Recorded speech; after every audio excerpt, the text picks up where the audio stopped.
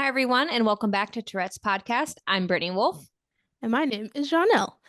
And today we are continuing our Valentine's series where we're talking about trying to date, being in a relationship, and being married with Tourette Syndrome. And today we have Max and Jasmine. How are you guys doing today? We're doing great. Yeah, we're doing good. It's awesome to be on here. Yes, very excited to have you all on here. I know Max, he's cool, and I look forward to getting to know more about Jasmine as well. So, I guess we'll start out. Can you guys tell us a little bit about yourselves, your name, your age, general area of where you are in the world? Yeah, of course. My name is Maximus or Max. I'm a server and a college student currently. I'm 20 years old. And I do a lot of volunteering with the TAA. I help run the Southern California chapter. I'm located in Anaheim/Yorba Linda, right where Disneyland is, if people want to look at it geographically. But I have met Janelle and Brittany through the TAA volunteering for the last couple of years, and it's really awesome to be on here. Cool. And I'm Jasmine, and I live in the valley in Montclair. There's not much going on there, but for where I am in California. I'm just working on school, and I'm a baker, so I'm always up to something. Ooh, Gotcha. And That's cool. yeah, I mean, I'm 21. Nice. That's awesome. And then, in case people don't know either one of you, can you tell everybody what your correlation with Tourette's and/or tic disorders is? Of course, yeah. So I was diagnosed with a provisional tic disorder at 10, and my severity increased mildly when I was 12 and severely when I was 15. And then when I was 15 years old, I got diagnosed with the full verbiage was severe drug-resistant Tourette syndrome because I tried a bunch of medications, tried a bunch of therapy, didn't work. And now currently I did a couple years of CBIT, so I'm kind of thankful to be where I'm at. Awesome. Cool. We might have to talk about that at some point, Max, later, because I'm considering it for a couple of my really painful tics. We can talk about it later. I have a couple therapy books as well, and a lot of it is at home. Okay, awesome. Yeah, I might have to reach out to you after this. And Jasmine, do you want to share as well? Well, my tics developed around when I was 15 and then got more severe when I was 16. And as I've gotten older, they've gotten more mild. And with my healthcare, we're still, trying to figure out everything. But yeah, that's where I'm at for now. I haven't done any advocacy, but I've been alongside Max with things, so. She's always here to support me in the Southern California stuff. So she'll be baking something for a potluck or doing something around here. Hey, and not doing advocacy is perfectly fine. Just I don't want you to feel bad about that. That's perfectly acceptable. Not everybody, it can take a lot out of you as a person. Yeah. Advocating and stuff. So it's not an easy thing to do. But I'm wondering if you could tell us a little bit about how you two met, how you two started dating. Because obviously right now I can see it's clear that you guys help each other out and stuff. But how did you, first meet? So for context, when we met, both of us had more severe complex tics, not simple motor. We met at a Halloween party my freshman year of high school. Okay. Oh. And she didn't go to the same high school as I, so I had never met her before. And I had this. Was it me? Was the knocking? I think it was me. Yeah. I would have this tick where I would knock on wood. Every time I saw a wood table, a wood counter, anything wood, I'd have to do a little. I think I remember you telling me that once, but yeah. She would respond with, "Who's there?" Yeah, every time. It's literally knock knock. Who's there? I love that. And we were sitting across the room from each other, and eventually we just we were sitting parallel at the dinner table and just setting each other off, and we're like, "Okay, I'm done. You're sitting next to me. Yeah, I'm not gonna look at you, but we're good." Yeah. So did you both know that you both had tics, or is that how you found out by her responding to yours? So we had texted prior, we were in group chats and stuff, but I had never met her in person, so I had never realized that my tics would bounce off of her. Prior to that, I had never met someone who matched my complexity, so it was a completely new thing for me. Wow. Well, that's really cool, though. There's just something about even though you're setting off each other's ticks, there's something about when the ticks are like complementary, right? Like it's one thing if it's like even when like Brittany and I record and I see her ticking, moving her neck, and then I'm doing something or I'll do something. But it's like one thing when like it's literally like a puzzle. Like you literally knock, and then her ticks decide to say who is there. Like it just hits different. You know what I mean? Like it's not just like I'm ticking one random thing, you're ticking another random thing, but it's like wow. And I love that. It's really surprising because the only difference is when I do my Tourette's advocacy stuff, and like I'll have a roommate, Chloe, who I share the hotel room with every year. We'll set off each other's ticks and we will trigger each other terribly. But after a while, after months, after years, we kind of resolve. And that's kind of how like most of our ticks have kind of ended up now. We don't have a lot of responsive ticks kind of going back and forth now, but usually when I whistle, she whistles back. Yeah. Oh, question for both of you then with the whistle.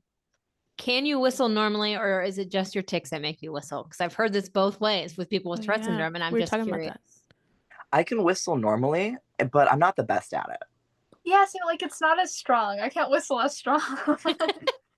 I can only whistle like basically on accident. I try and I never know what's going to come out of my mouth. Like, because I try to whistle for the dogs in the backyard, and half the time it's just like air. So no sound, or just like very faint sound. And I get really excited when I do. When I actually whistle, I make Scott, I'm like, did you hear that? Did you hear how good my whistle was? That's good. Yeah, I think I just whistle normally. I used to whistle a lot more. There was not a tick. It was just more like I'm doing the, I don't know. I don't actually remember. It was either I would snap, again, not as a tick. I think it was just a stim, honestly.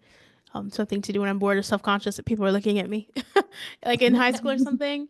And I think maybe I started whistling, and then it was getting on my mom's nerves. She was like, do something else. So then I started snapping instead, and then I just ended up whistling and snapping, walking around all the time. So I did get good at whistling like tones and stuff, like changing pitches, whistling to songs and stuff like that. But yeah, it's not as like loud volume-wise coming out versus when it's in a tick, which is a very interesting mystery. It's very interesting. Yeah. My family, we have like, we call it a Richmond whistle. It's my mom's side of the family, where when we were little, they would whistle really loud if we were playing over the hill to get us to all run up. Like really loud, yeah. Yeah, and they're really good at it. And my cousin Cody, who unfortunately is no longer here, he tried to teach me one time, and it did not go well. It was worse than my regular whistle. But that was why I kind of always wanted to be able to do it, because I wanted to be able to do that, because it was so like, it's like nostalgic to me now. Yeah. That's how they would call all of us. It was just really frustrating when like we all come like running up this hill, and they're like, we just wanted to make sure you were okay. We're like, that's funny. I had a PE teacher that did energy. That. Yes. I had a PE teacher that used to do that. And I know sometimes people whistle, the whistle is kind of like whee, but with their fingers in their mouth. He would do it without his fingers in his mouth. He just got so good that he would just curl his lip a certain way and make a really loud noise. And that was his way of letting us all know that to line up, like recess is over. And he just got really good at it. And we're like, oh my gosh, like, how do you do that? And I never figured it. out. I tried it. My fingers were all slobbery. It didn't work out. Yeah, same. I've tried that, or like this one where you do it this way. I can't figure out anything with the hands. Anything that involves putting your hand in your mouth to whistle, that's not going to happen for me. I've tried it. I just make the sound. I just go,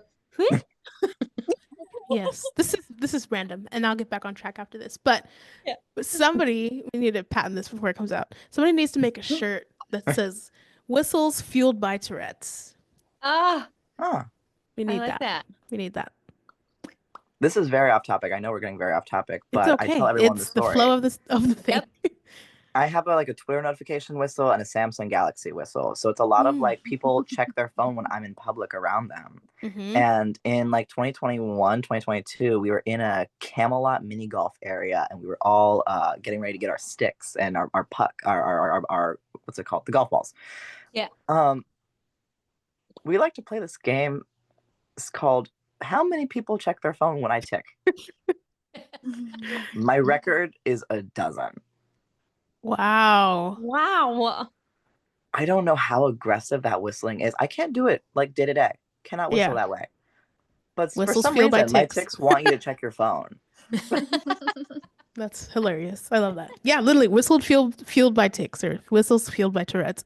Because otherwise, yeah, I don't think I got that good to be able to replicate that. I just mostly did more like songs, so it's kind of longer tones before you switch notes, not quick stuff. But that's amazing.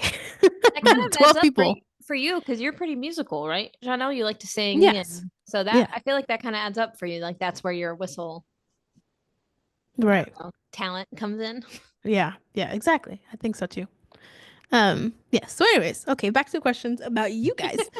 So yes, you met, you said you were kind of doing the thing at the table. So awesome. How did that, I guess, kind of transpire to getting to know each other more and deciding to like date? So we stayed as like best It was a friends. lot. This is a long story. This is Yeah. the from best friends to lovers, but slow 3-part movie Okay. series. Okay. Yeah. Slow Listen, I burn. love a good story. I am a corny, mushy person, so bring it on.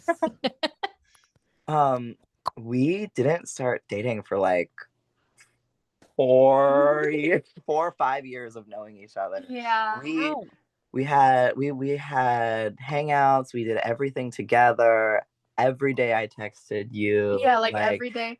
If we were in a group call, we would always be the last two people calling for like a few hours after that. Multiple times we got in trouble at parties because we got bored of the party and would just go off and do something else. You're like, I don't need this. It was obvious to everybody but us. Gotcha. Well, that's cool though. I mean, that's good because I feel like if you know the person first, as at least friends, then you feel more comfortable. You know what I mean? Like you kind of already know more about each other on a deeper level, depending on how, much your friendship was, which I'm guessing it was if you said best friends to lovers. Yeah. So yeah, I don't know. It's just Well- like exploring a different aspect of your Yeah. relationship as friends, and now you're adding a component. So that's really cool. Of course. I like that. Yeah, it's really different going from looking for for people looking for a romantic relationship and there isn't a baseline to that. There isn't that level of connection, that understanding, the conversations you've already had, the things that you know about each other, it's already established. Mm-hmm. Knowing that I already want to spend all my time with her, came far before us dating. Brittany, your face. Oh. Oh man. Okay, so yeah, I mean that again, like you said, you recognize you wanted to spend all your time with this person. Did you feel like once you guys decided that you wanted to, I guess, be in a romantic relationship in that sense, were there any like specific fears going into it? Specifically regarding having Tourette's, right? Like, because before you said y'all were kind of bouncing off each other's tics and different things like that. Was there any fears, or do you feel like it wasn't there since y'all had already been friends for years? Yeah, I didn't really feel like it was there. I wasn't nervous. I've been around him so much. Yeah. So it's just like, I know everything already, it's very much, nothing has to be disclosed or, so. It's kind of getting lucky in that sense because I didn't have to disclose all of my symptoms and all of my issues and all the things that I can't do by myself or what I would need help with because she already knows it. I don't need to feel, I don't need to verbalize it or bring it up again or have to remind people of it because it's already established. Of course. Yeah, that makes I sense. love that. I was thinking that while you were telling it, I'm like, man, that takes away that whole potential awkward conversation and the fear behind like, well, how are they going to react to this and how are they going to handle it moving forward and all of that stuff. It's kind of nice that you guys have that baseline already. That has to, I feel like, in my opinion, that has to kind of bring you guys closer on some level. Definitely. I mean, we both have uncontrollable aspects of disability, so it brings a different level of empathy, And we've always like called each other whenever something's up and like always talked it through. So we've been there for each other for a while now. Yeah, that's awesome. I mean, yeah, that's a good point. I feel like, yeah, if you were considering each other best friends for like what you said, like 4 or 5 years or so. Yeah, we got to the point of thinking about living together before we. We're like, we should live together. Yeah. Yeah, so that makes a lot of sense. Yeah. oblivious of, everybody saw it before you. Mm-hmm. I love that. Okay, well, I mean, that's good though, at least that you had that, like I said, foundation, not a bunch of fears going into that. Was there any specific, like, maybe like things you were hoping would change with like that aspect, adding that aspect into the relationship? Or were you just kind of like, okay, now we just have a new title and just still doing the same things? Well, gosh, I don't know if I'm responding to this correctly, but like I had a lot of issues looking for relationships, looking for romantic interest. Mm-hmm. As a person in Yorba Linda, which, mind you, up until 2020 was considered the most Republican town in all of California per city, Mm-hmm.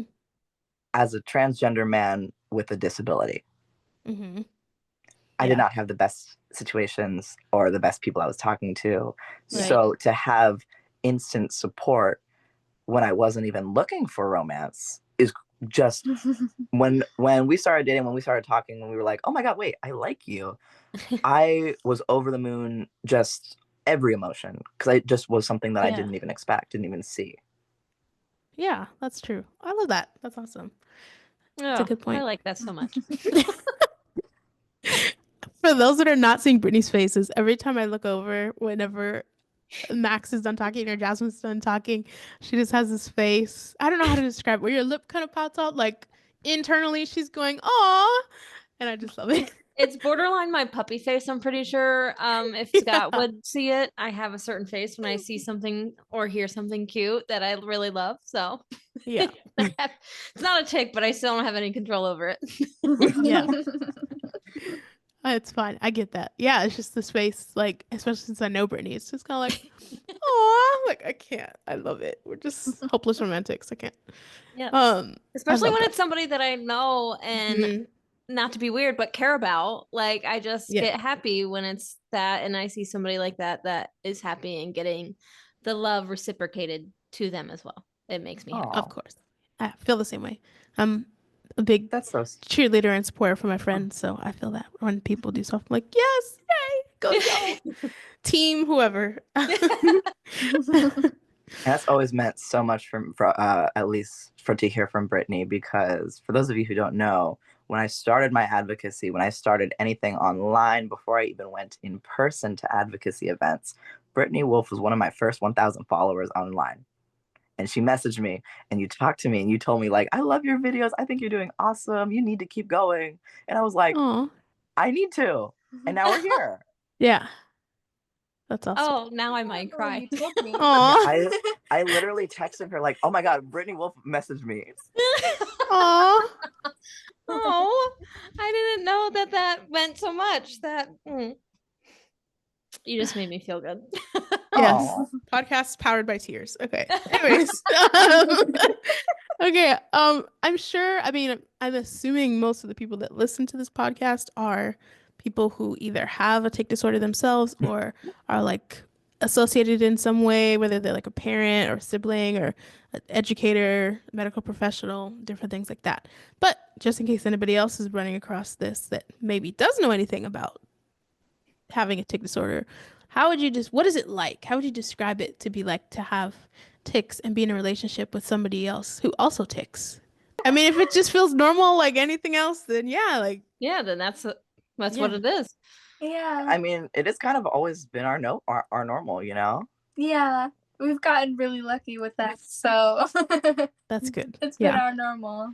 There is, certain situations where, of course, I have days where I have trouble falling asleep, or like sometimes we have our beds separate because I tick very aggressively in my sleep. But it's like the smallest things you can accommodate. There's always accommodation. Yeah, there's always something you can do. So yeah, for sure. I mean, yeah, like you said, if you're ticking a lot in your sleep, I can imagine, if you were in one bed and then this person's trying to go to sleep and they're ticking a lot, and that's waking up this person, and then that person's ticking, like triggering. And everything wakes her up. So like, yeah. I feel you on that one, Jasmine. I wake up very easily as well. So like, I'm not a very sound sleeper, but I think it's just because I don't sleep well in general throughout the night. Like, I don't think I get into like REM sleep most nights. So yeah, I've spoken about it at a Tourette's camp. I've spoken about it at Tourette's conference. I've spoken about it at Advocacy Day. The vast majority of people do not tick in their sleep, but there is a very, very small percentage of us that do. Yeah. And I heard somebody asked me a question one time, speaking of sleeping and tics, that I found to be very interesting because I never thought about it before. And I don't. But somebody asked me one time, they're like, do you tick in your dreams? Like when you're you in your dreams, do you have Tourette syndrome? And I'm like, no. Only if the subject It's matter is rare. about somebody, I've never you know, thought about that saying before. something about my Right? parents. Yeah. Yeah. Huh. That's it.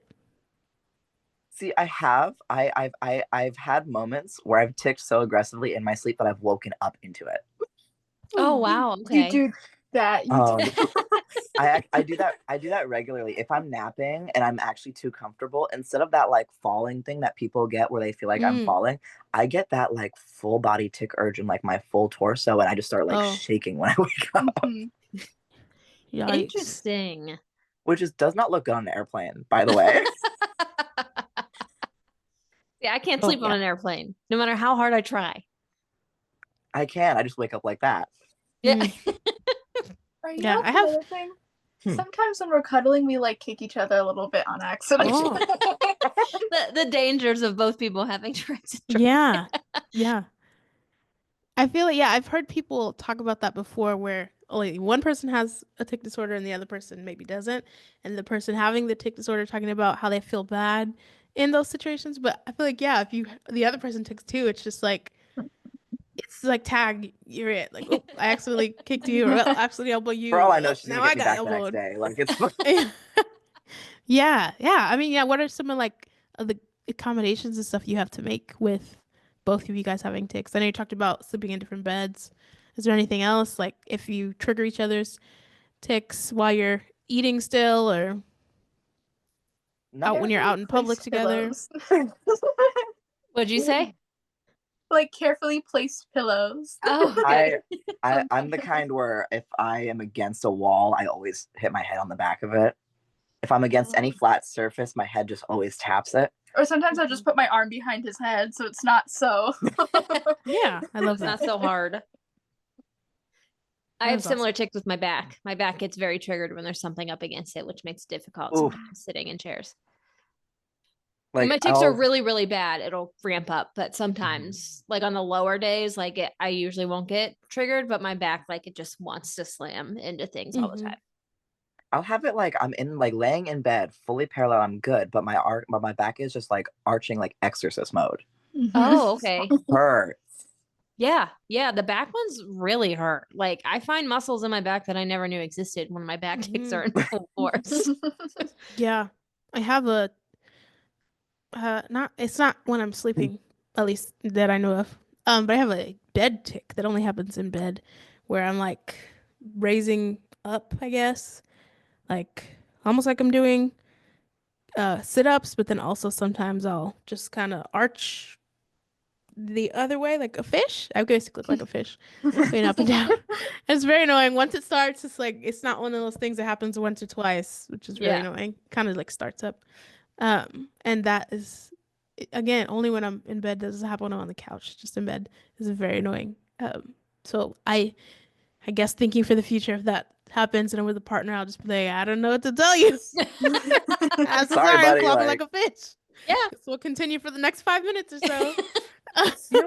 The only other accommodation I can think of is like I have a lot of tics in my left hand, so I can't hold glasses, or like we'll go shopping or something and I can't hold something in my hand and we're walking like side to side. She's usually on my left side, so she'll see it and just okay. It's like, let me take that. Yeah, that's cool. Helping out. Sorry. Oh, go ahead. No, I was just gonna think because you said holding, and I thought you were gonna say like holding hands. I was like, yeah, how does that work if y'all are like walking and holding hands? Like, if that triggers anybody's tics. So can we be a little funny? Can we be a little silly? So the only thing that actually affects my tics, the only thing that actually makes my tics bad is sometimes I get really, really excited if she surprises me by kissing me. If you give me a heads up, I'm good. But if you don't, I get excited and then I start just moving. Oh. That's so awesome. It's cool though, because it's like you cannot, I don't know.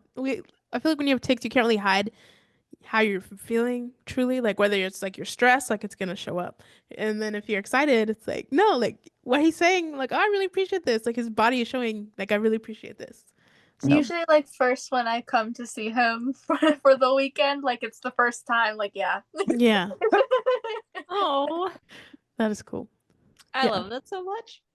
That's so cute. I I'm know. also a very easily excitable person, so I Mhm. like that. Like I always say, like I'm like a little kid when it comes to excitement. It doesn't take much. Like Scott can come home with a candy bar, and it's the best day of my life. Like did that happen the other day? He was looking in a bag laid out on the counter. He's like, "Oh, he's like, I forgot I have something in here for you." And immediately I'm like, "Is it Twix? Is it a Twix heart or whatever?" Because I love the different shaped Twixes. Like people love Reese trees and all that. They have different shaped Twix. Wait, there's different candy? shaped Twixes? Yeah, get them. They'll Okay. change your life for the better, but also be a I problem. love Twix. There's so Did not much know more that. caramel in them. Right now, Oh. there's Twix eggs. Twix, if you like want to sponsor Troy's podcast, because I'm giving you a free shout out. Oh. Or Reese's. I love Reese's. Twix eggs. I'll make you There's something Twix fun. Santas and Twix ghosts. So all of the different Oh. holidays. So Ghosts? I Easter, don't see Halloween, and them. Christmas. There's so much caramel in them. They are so good. Oh, I'm excited. simple I'm gonna be on thing, the yeah. hunt for those now. I did not know please. that. I've always been the person trying to get the different shaped Reese's with the like the eggs or the Yeah. the little, what do they do, have the Christmas trees or something? Christmas They have a tree. Christmas Yeah. tree and then they have the pumpkin. Yeah. So good. But that's interesting. But yeah, I mean, it was just very simple to please be like, here you go. He's like, oh my gosh. Yeah. I was so excited because then I was right too. So I was also excited. I get also very excited when my guesses are correct. Like I'm very proud that because Scott loves banana Laffy Taffy. I hate them, but I like Laffy Taffy. But he'll always ask me the riddles, and I'm pretty good at it. And I get really excited when I get them right. So anytime I can write about a guess, even if it's something small, like I was right, it was a Twix candy. I was very pumped. But also That's because awesome. he brought me candy. So and I have this Yeah. very For bad sure. sweet tooth.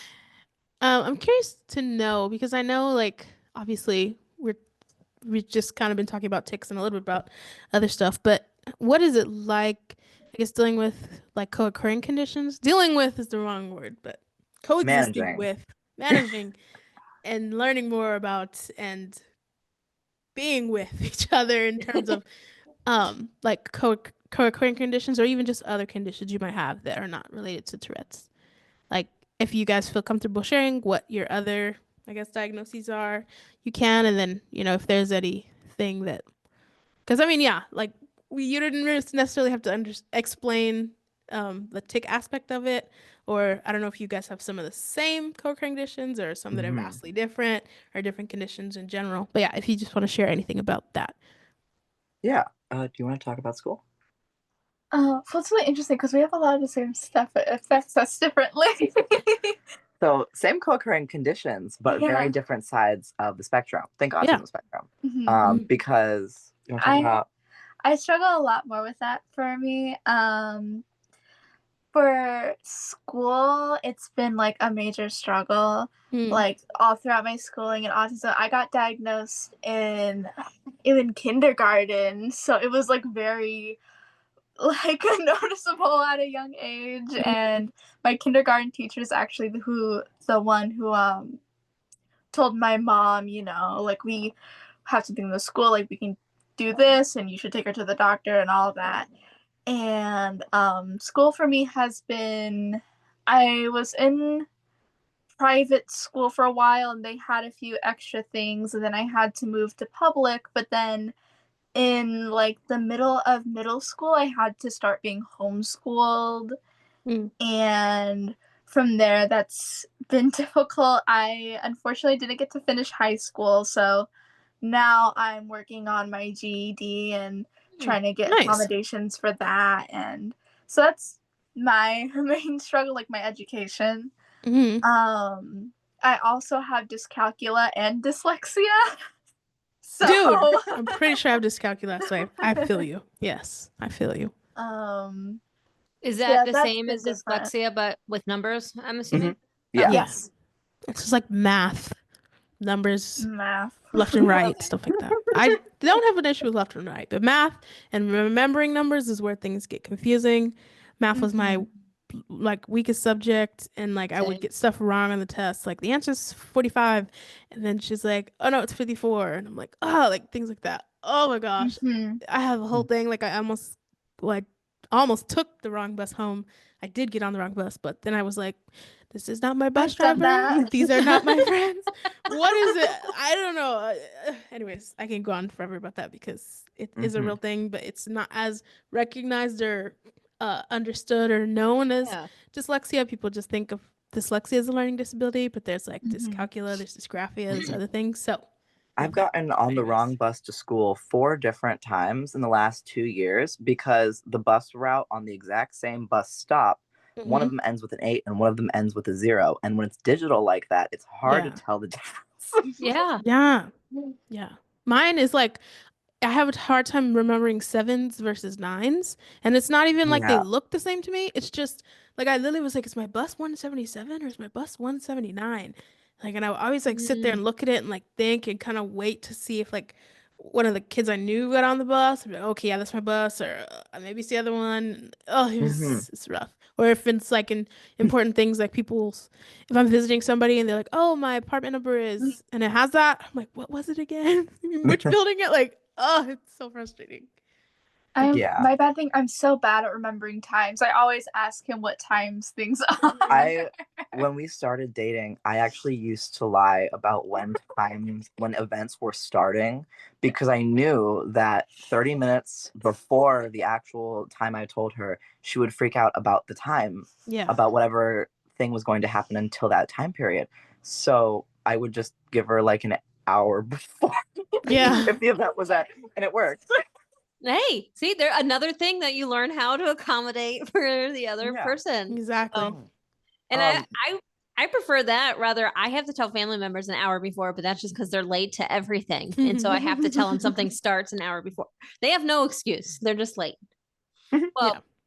I guess they have they have kids, so I'll give them. Okay, Some. well, that's a lot. Yeah. Back to what I was thinking about of like similar disability but different side of the spectrum. We have the similar understanding of Tourette's, OCD, panic, anxiety issues. Yeah. But at least for me, my tics are a lot more apparent in my life than my co-occurring conditions. Usually the things that I have to manage in day-to-day life and then the things I actually struggle with disability wise is usually my Tourette's, not anything else. Yeah. Whereas for her, it's usually it's usually a lot of like sensory things and like me like the simple things like us in a grocery store and I get overwhelmed very quickly and so I start like stimming and or so we went to IKEA and we had to take a break at where the IKEA food court was, you know. Yeah. Yeah, but it just became like all of a sudden it's like, oh my god, there's so many lights, there's so many things to look at. I need to sit down, I need to start to breathe. So that's mainly like what I deal with for like outwardly that you can see. Yeah. So yeah, that's definitely the opposite of what we deal with. I mean, IKEA is an overwhelming store to begin with. So I don't. IKEA, but it's so much. Yeah, it is. It's a lot, and then I always get concerned that I'm gonna like. I get nervous in there, and it's a dumb like nervousness, a silly nervousness. I'll say because they have the arrows and stuff. I'm like, but how do I get back? Like, I'm a person that I need to think about. Like, I want to think about something I'm going to purchase because I never spend money on myself. So it takes me time to accept in my brain that I'm going to spend money. And I also do that item, and I'm always afraid. I'm like, well, how do I get back? Like, because it's like 8 miles away now. It's all confusing. I've only been there once, and I was like, oh, it's a maze. Cool. I mean, don't get me wrong. My whole house is basically IKEA. This is probably the only room in the house. Oh, nope. Never mind. That was a lie. I was going to say this is the only room in the house where there's nothing from IKEA, but there's something over here that's holding my television that's from IKEA. Yeah. I mean, I love how like you guys said like it's kind of like you both deal with some of the same co-occurring conditions, but like maybe for you, your Tourette's is more the forefront of things that may be bothering you versus Jasmine, your co-occurring conditions are more the forefront of things that are bothering you. But I think it's cool that you guys like both understand and each other in that aspect and are able to like support each other in that. Like if one person is dealing with more sensory stuff, then the other person's like, I got you. Then if one person is dealing with more tick stuff, the other person grabs a pillow and is like, I got you. Like, I love that. Yeah. Yeah. Are there any other, I guess, conditions that you have that are not necessarily co-occurring conditions that you guys have been able to work together with? Because I'm sure like that brings out even more like you have more empathy already for like Tourette syndrome. So even if it's something else or something new, you're like, oh, okay. Both of our families have a history of Ehlers-Danlos syndrome, or EDS, the connective tissue disorder. So both of us have joint pain, swelling, dislocation, digestive problems. You know, you name it. The list, the works. Every time we get up, it's snap, crackle, pop. Got you. Yeah, but again, literally the same. Like, wow, I see. Y'all are like the same in everything. We got very lucky. We got very lucky, but literally just finding accommodations, finding what works. Yeah. I own like 30 pillows. It's a nest. Being comfy is priority. Be comfy. Like, as long as everything is like physically stable, we're good. Yeah. Yes. Yes. Yeah, that's really not cool. Cool is not the word, but what's the word I'm looking for? What are the chances, I guess, that both of your families have history what are the odds of that? And you're sitting here being like, oh, I'm just dealing with this pain because, and then you're explaining, and the other person's like, oh, yeah, like, yeah, my family has that too. I don't know. You just feel that sense of like connection there. You're like, oh, like if somebody else understands the struggle or somebody else knows what it could look like. Again, it could look different for everybody, but has at least some idea of what it can look like, which is really cool. And it's definitely helpful in a relationship, I think. Yeah. Love is seeing her hand me a Tums before I ask for it because she knows that I need it. Yes, exactly. Like, exactly. Right. Now, building off of that, because you guys both knowing and having that understanding, for one, is wonderful. But because it can be different for everybody, so we can be dealing with Tourette syndrome, the same thing as far as Tourette syndrome or tics. But what might be helpful for me might not be helpful for like you guys, for example. Do you guys find that you have to, like on those bad days, maybe specifically for Tourette syndrome or your tics, you're having a bad tic day, do different things help each other in your relationship? Or is it are you kind of the same wavelength for that too? Different things help, but also we can do things together. Yeah. So for me, I do a lot of musical instruments. I played tuba for 10 years, so I can play in an orchestral setting, but I prefer to actually learn instruments. So I'll take an instrument that I've never touched before and try and learn it in a couple of weeks. That takes a lot of focus. Yeah. So my new thing this week, I was having tic issues last night. I started playing a child's accordion. Oh, nice. Okay. And she would give me song recommendations. Hey, play Bohemian Rhapsody. Hey, play this, play that. And I would just start doing it, and eventually my tics would even out. Yeah. That's awesome. Yeah, I think music helps a lot of people with Tourette syndrome. So. Oh, absolutely. Absolutely, Yeah. for sure. So this question is probably more, I mean, it could be for the masses, it could be for other people, but this is something that I'm including because I want to know if you have any advice for those with Tourette syndrome or just really any other condition in general, when it comes to approaching dating with confidence, because your girl is struggling. Okay. It's already hard out here in these streets, in this dating pool.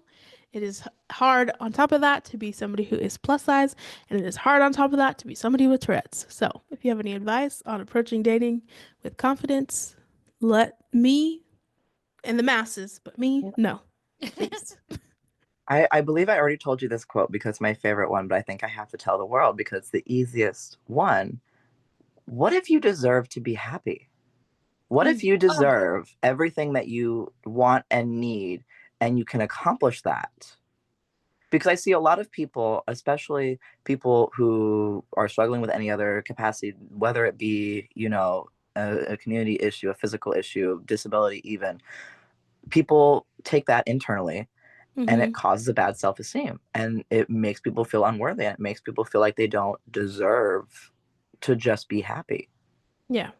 And I think, at least for me, that was my big barrier of just being like, wait, maybe I can just like enjoy it. Maybe I can just enjoy the moment. Maybe I can just like things. Maybe I deserve the happiness and enjoyment of an appropriate and correct relationship, and something else that I've experienced bad before should not dictate how I feel about myself. Man, that's so simple but so powerful. Like that just got me right in the feels. Like, what if I deserve to be happy? Yeah. Man, I feel like I can apply that to so many things in my life that I Yeah. tell myself in my head. Yeah. It's hard to It's tough. it's a difference between saying it and doing it, Yeah. but saying it is the first step. Yeah. Man, you just like did something to me. Like I feel my eyes like burning, trying not to let Oh, my emotions bubble over. I can't. This podcast is powered by tears. It's just difficult. Sometimes, it is really just more me in my head of like what ifs or like how I think people would perceive me. So yeah, it's something. And that's kind of, I don't know, it's just interesting. I was told this before when I was speaking with Brittany, and I believe when I was speaking with Emma as well. But I was like, I think right now the way I'd kind of deal with it if I'm talking with people and I'm taking is I just like partially gaslight them, you know? It's like I might tick or do something, and then they're like, "Oh, are you okay?" And I'm like, "Yeah, what do you mean?" what are you talking about? Exactly. I didn't hear anything. Like, are you Yeah. okay? I didn't do Right. anything. Yeah, Why what do are you mean? you moving like that? I'm not I'm saying fine. not saying this is the best method. But it's just avoidance, I guess, in bringing it up because I don't know, it's the whole thing. It's one thing to talk about online and make videos about it and advocate for it to people that I'm like, who knows who'll see it, but it's another thing like in person with somebody that you're potentially interested in and then like how they might perceive that, whatever. So yeah, it's tough. But thank you. I appreciate that. That was a very good quote. And I think it's a very good quote for like people listening or watching to take in as well. Yeah. Yes. Do you have any other words of advice, or Jasmine, do you have anything? Well, I've been thinking about this question, and something that kind of comes to mind is I've had my fair share of like kind of, like red flags and Mm-hmm.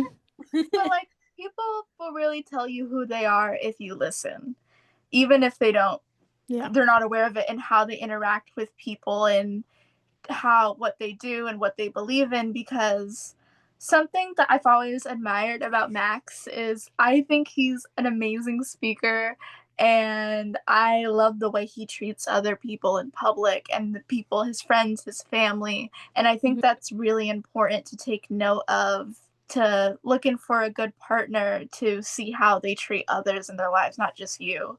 Yeah. And That's the point.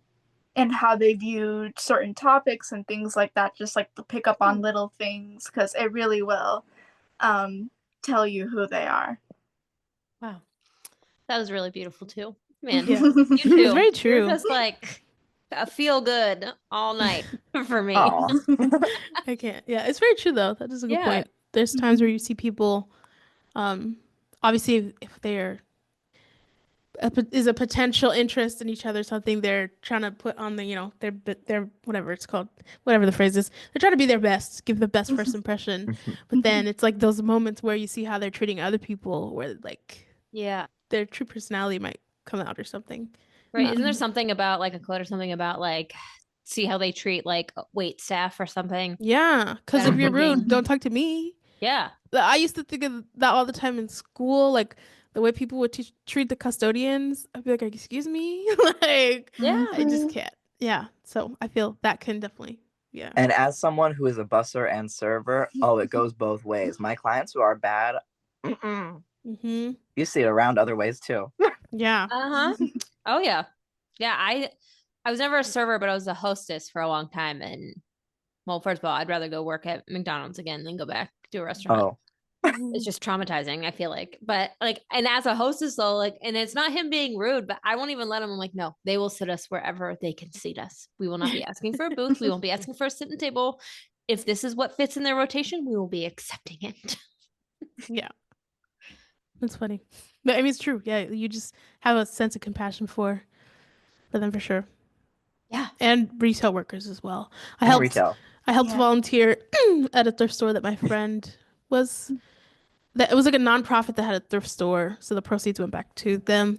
And I would just go every day and hang out with her. But then it was to the point that I was kind of like helping too, because I would volunteer for the nonprofit. So they're like, yeah, why not?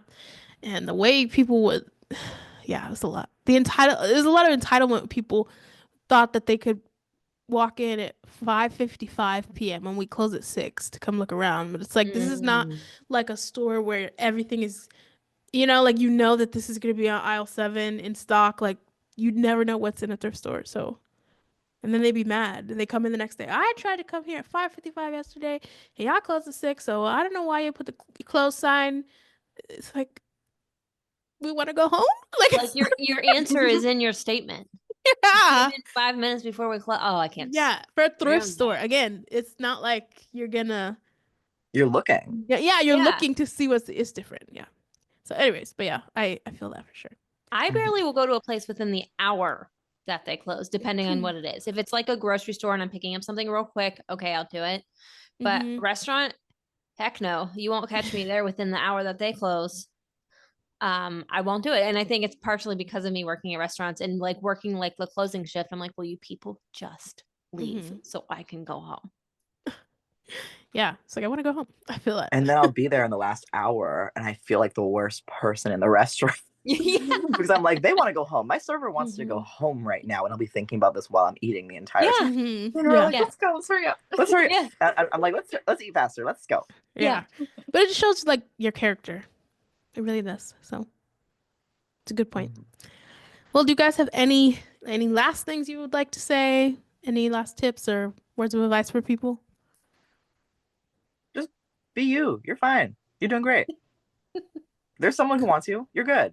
Yes. Yeah. And like he needs to hurry up and ask for directions. We're like, I don't know. I'm just very happy to be open with you. And like at first you're nervous, but then you feel how good that feels. And then you want to share more. And it's just like something really nice and special to have. And I think everybody should be just a little more open, just in little steps. Yeah. That's true. I love that. Well, that's a great way to wrap this up. Thank you guys for listening and for watching. Again, this is part of our Valentine's Day series or Valentine's series on dating with Tourette Syndrome, trying to date, and marriage with Tourette Syndrome. So definitely check out the other two that we have. One that probably will already be posted and one that is to come. Yes. So we're excited for that. But thank you guys for watching so much, and we hope to see you soon. Yeah. Oh, wait, real quick. Yes. Is there anywhere, Max, especially since you advocate online, and Jasmine too, if you want to share, where they can find you to find the advocacy and stuff that you're doing, especially if they want to get involved with the Southern California chapter? Oh, yep. So you can always find me. All of my resources are linked on Instagram at maximus.taa. Again, just my first name, maximus.taa. You'll find all that resources on Instagram, and I can do anything with Southern California chapter. Awesome. Jasmine, is there anywhere they can find you? And if you don't want to share, that's fine. If you're not active on social media a lot, that's also fine. We've had people say that too. I do have a baking account. I haven't started yet, but that's my New Year's resolution is to. That's a little silly on Instagram. It's Butter My Biscuit. Oh my goodness. That's cute. Love it. Listen, So I'm kind gonna of start posting baking stuff on there. I get enthralled with baking videos. I have started to get cookie and cake decorating in my algorithm because I think I just watch so many of them, and it's just so soothing to me. So I will definitely be giving you a follow because I love them. Yes, absolutely. That's awesome. I love that. Okay, well, yeah, we'll also put their information in the description of the episode as well for anybody who'd like to check them out. So thank you guys so much. Yeah, thanks for being here, both of you, and thanks everybody for listening. Yes. Of course. Thank you for having us on.